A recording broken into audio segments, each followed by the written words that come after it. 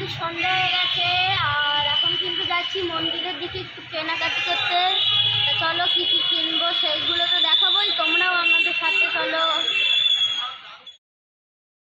এই দেখো, এখন তারাপীঠের মার্কেটটায় কিন্তু অনেক সুন্দর সুন্দর ঠাকুরের ফটো ফ্রেম আছে, আর ঠাকুরের সব কিছুই আছে, ছোট ছোট মূর্তি সব কিছুই আছে।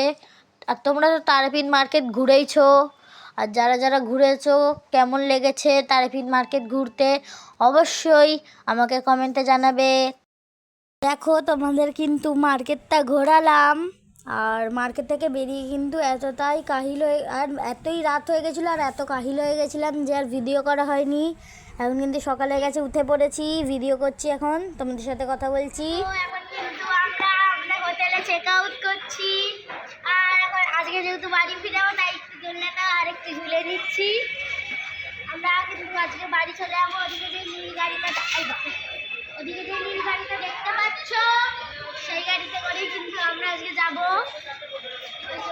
আমার বন্ধুটাও কিন্তু একসাথে দুইছি দুজনের। তো চলো আমার যাদের সাথে আপনাদের সাথে কথা বলবো।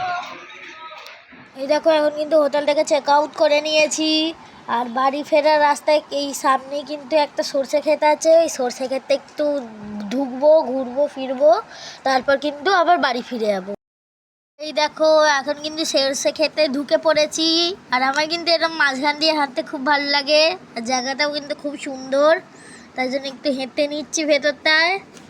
এখান থেকে কিছু সর্ষেও তুলে নেব। এই দেখো, এখন কিন্তু হাওয়া দিচ্ছে, আর চারিদিকের ভিউটা কিন্তু খুব সুন্দর লাগছে, আর সব জায়গায় শুধু হলদে আর হলদে, হলদে আর হলদে, সর্ষের জন্যে খুব সুন্দর লাগছে। এই দেখো, এখন কিন্তু সর্ষে ক্ষেত থেকে বেরিয়ে গেছি, আর এখন যাচ্ছি বাড়িতে। তা আবার তোমাদের সাথে পরের ভিডিওতে দেখা হবে। টাটা।